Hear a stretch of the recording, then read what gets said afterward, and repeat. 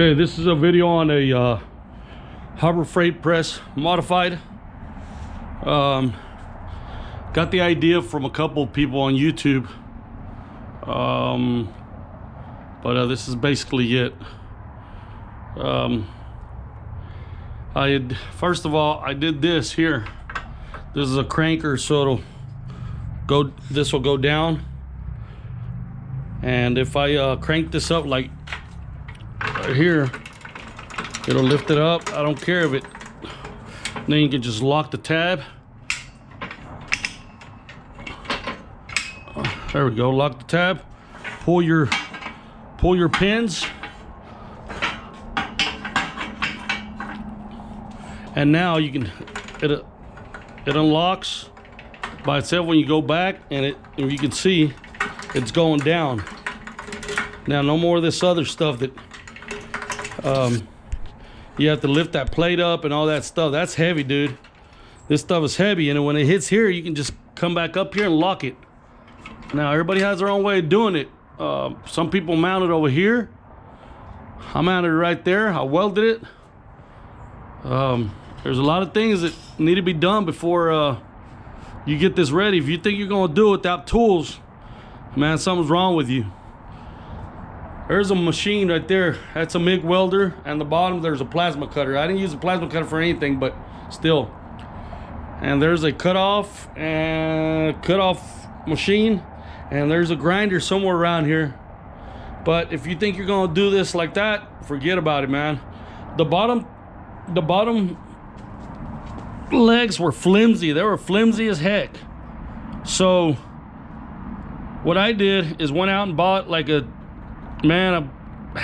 quarter inch of this angle iron, and I made my own hose so I can mount the wheels. So now it rolls back and forth, no problem. See? You know, besides there's cords everywhere. There's that grinder I was telling you about back there hiding. Anyway, I welded it. I didn't weld it. I went ahead and made the bolts again right there. And what I did is took off one of these legs and cut it and welded in the middle. That other one was so flimsy. Let me show you this flimsy one. It was so flimsy that one day, look how I don't know if you can see it in the picture, but I straightened it out, and this thing was bowed. It is bowed in the middle. I don't know if you can see it, but it's bowed. Anyway, you get the idea. Bowed down. I use this press for bearings and all that good stuff, but yeah. So I took one of these off and welded it here. I put my bolts, put the hose, and you gotta have a drill press. Gotta have a drill press. Now this thing will do everything. It'll pop out bearings, do whatever. I just had scrap stuff laying around. I use these bolts here for the guide rails, for the as you can see here, where it lifts up, and then just welded that. Oh, these two came from Home Depot. There's a lot of people. I mean, I got this idea. It wasn't my idea.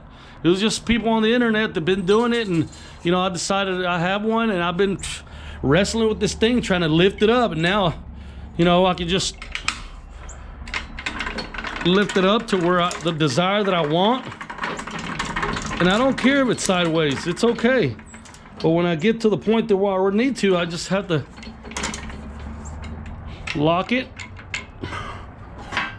put it where I want it, right here. Hold on. Put it where I want it. Oh, where'd I put it? Right here? Right here. That's baby too low. Too high, I mean. Here we go. There we go.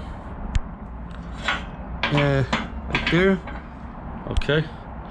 And now I'll just crank it back a little bit, and it unlocks. I'll put it right there. And then when I know it's done, I'll just lock it back up over here. It doesn't matter if you lock it up, but you want to lock it up. This way it'll unlock it automatically, but you lock it up like that. See? Okay.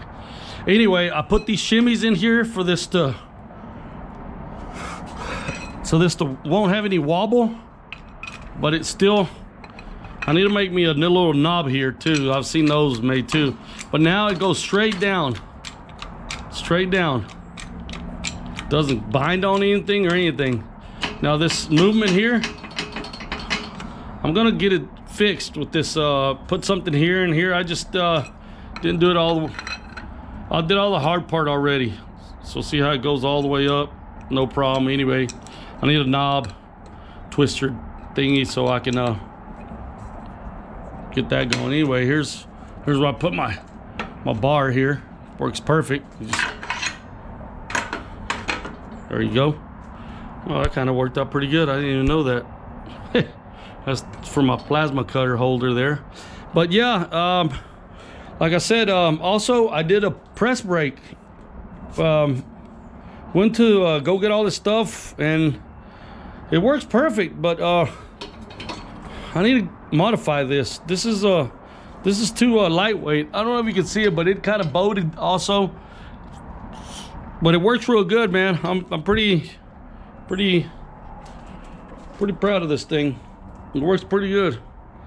And also I got some round stock laying around, and built this little shelf. Well, this little shelf is for my all my stuff here. There's a press plate. There's some more shimmies, whatever you want to call them. Another press brake, shimmies, and I have a couple of these blocks that are heavy. Anyway, putting them there, and I have a plate. I don't know, I'm just gonna leave that there. It just doesn't matter.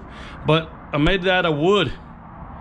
Like I said, I just made these bottom ones are 2x4, and this is just a piece of plywood that I might make it a little bit bigger to go this way, maybe in the future. But I got those pieces.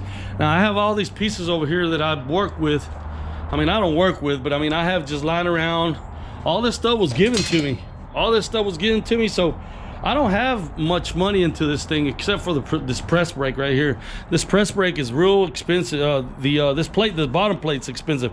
Everything else is kind of, you know, here or there, whatever. But I'd say I did pretty good. And that's it. I mean, it works flawless. Just what I wanted. I might straighten this out because this is a little wobbly too, but that's all right. But I might make a table down there. I don't know. I'm done with it though. I welded it, but like I said, you need a lot of tools. Don't try to go out and buy one and say, oh, I'm gonna do this, do that. This is taking me over 4 hours to do this and modify it. All right, that's it.